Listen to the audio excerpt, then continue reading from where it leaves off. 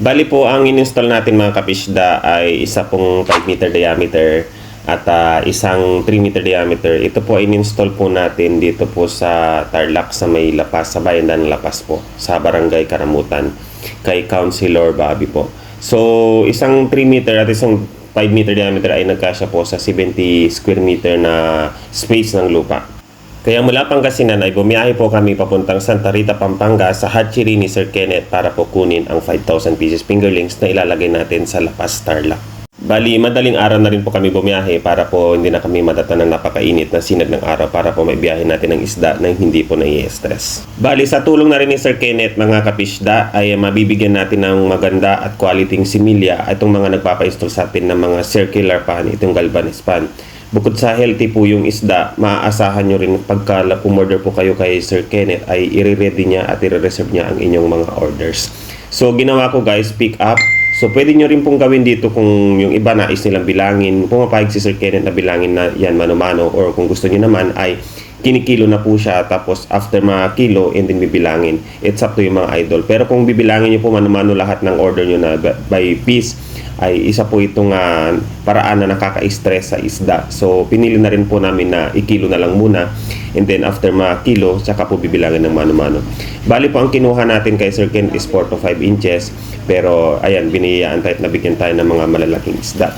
So, si Sir Kenneth ay isa rin pong expert hatcheries na mapagkakatiwalaang supplier located po dyan sa may Santa Rita, Pampanga. So sila po ang pinag-order natin at nung dumating na yung date na na-schedule natin sa customer na kung saan tapos na rin yung mga pan preparation doon. And nung nakaredy na po rin yung tubig nila at pwede nang lagyan ng isda, ay kinuha na po natin yung isda mismo doon sa area ni Sir Kenneth. Ito po yung kanyang hatchery. Ngayon ipinasyal po tayo, nag-tour po tayo sa hatchery ni Sir Kenneth. And then after that, nag-deliver na po kami at mag-deliver na sa Barangay Lapas, Tarlac. Ito na po yung dineliver natin sa Barangay Lapas, Tarlac. Pagkadating po doon mga idol ay syempre ipinakita natin sa customer yung order niyang fingerlings. Kung yung sukat ba kanilang order ay yun po yan.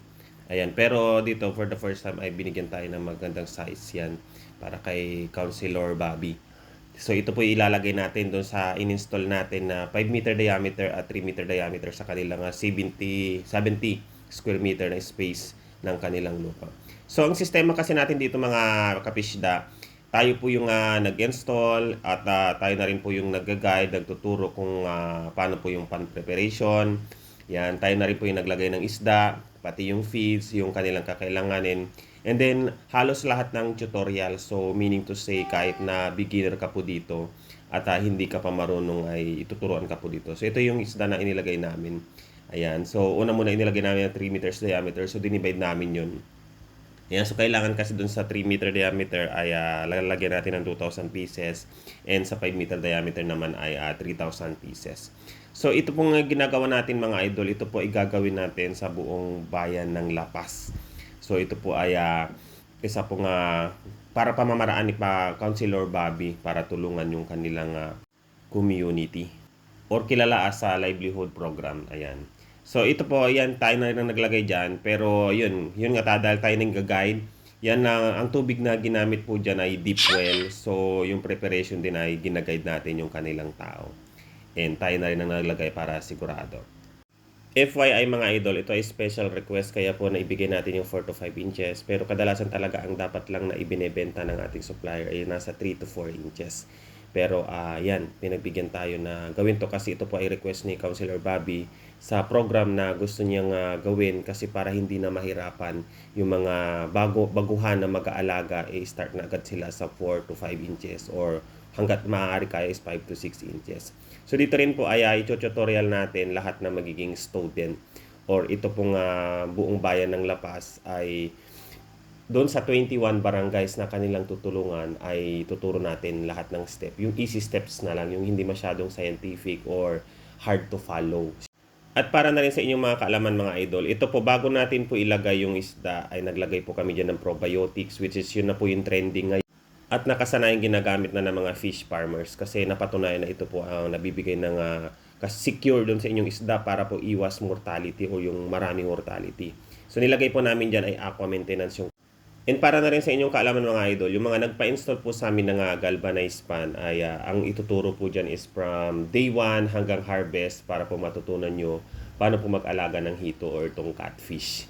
And then para na rin sa kalaman yung mga idol, hindi lang naman po catfish ang pwede nyong alagaan using ito pong galvanized or itong circular pan dahil pwede nyo pong mag-alaga rin dito ng isda, ng tilapia or ng hito. So pwede rin crayfish.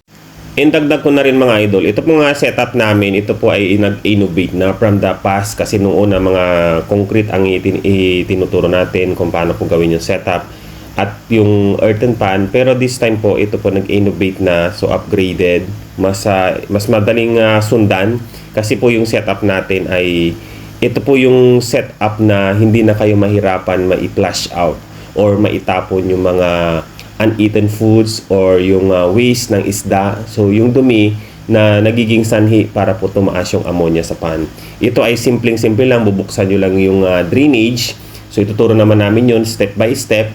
Naka-monitor naman po kami, lalo sa amin kayo nagpa-install ng galvanized pan, ay tuturo namin kung paano yung tamang pag-flush out ng mga uneaten foods saka dumi sa loob ng inyong circular galvanized pan.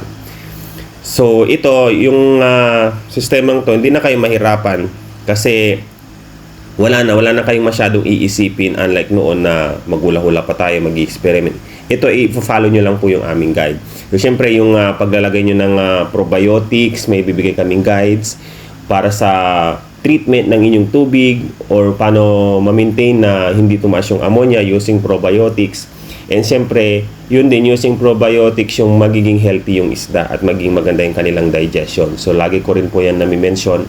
And yun, gas na rin yung ating lagi sinasabi na probiotics application, ganito yun. Pero hindi po kami magsasawang ulit-ulitin yun sa inyo para siyempre hindi nyo makalimutan. Dahil pinaka-importante po yun.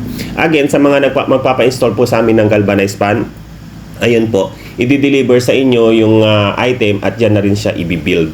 And sa mga may katanungan, i-PM nyo lang po ako para sa kumpletong detalye. And yun, kung gusto nyo rin po na sa amin na magagaling yung fingerlings, andyan po si Sir Kenneth na isang legit supplier na makakatiwala natin supplier na located sa Santa Rita, Pampanga. Yun, doon namin kinuha. Pwede nyo rin pong i-pick up or pwede rin po kayo mag-request kay Sir Kenneth na i-deliver na lang po sa inyong farm. So, syempre, pag-uusapan nyo. Kung presyo naman ay, yung presyo, wala namang pinagkaiba sa presyo ng ibang supplier or pwede rin kayo maka-discount kung volume yung kukunin nyo. So yun, again, inuulit ko yung mga magpapainstall sa amin ng galvanized pan, kompleto po yan. Nandiyan na yung probiotics, nandiyan na yung test kits, nandiyan na rin yung matalahos or aeration, kompleto na po yan. Plus, pwede kayo mag-request din na pa-deliver kayo ng fingerlings and yung feeds na kakainin ng inyong mga isda. Also, yung probiotics na inyong kailangan. Again, if interesado po kayo, pa-plug ko na lang dyan sa screen yung aking cellphone number na pwede nyo makontak kung agad-agad na gusto nyo pong magpa-reserve. Pero syempre, para makasigurado tayo na yung ating customer or buyer is sigurado talagang interesado or bibili ng ating produkto, nagre-require po kami dito ng down payment para masigurado namin na kayo talaga ay kukuha. So, pwede kayo mag-PM and then may resibo naman tayo online gamit yung ating Facebook system na pwede kayong padalhan na proof na kayo po ay nakapag-down payment na sa atin. Wala naman kayong dapat alalahanin dito sa Catfish Farming Philippines Remel TV dahil all your payment is secured. Yan, may acknowledgement receipt naman po tayo. Thank you mga kapisda and Merry Christmas and advance Happy New Year po sa lahat.